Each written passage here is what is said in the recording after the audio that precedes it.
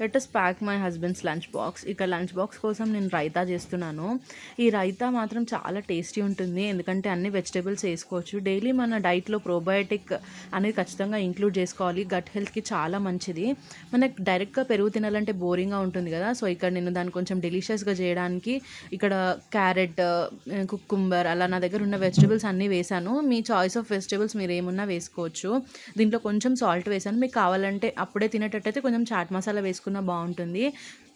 నేను ఇక్కడ బాక్స్లోకి అయితే బీన్స్ అండ్ బఠానీ వేసి ఫ్రై చేశాను. ఆ ఫ్రై కూడా ప్యాక్ చేస్తున్నాను. ఇది కూడా చాలా సింపుల్గా చేశాను అనమాట.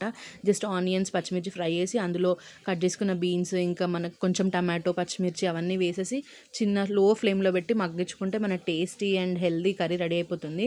దానికి కాంబినేషన్గా ఇక్కడైతే నేను చపాతీ పెడుతున్నాను. ఒకవేళ మనం రైస్తో తినాలంటే రసం వేసుకుంటే బాగుంటుంది, ఎందుకంటే అది కంప్లీట్గా ఫ్రై కదా.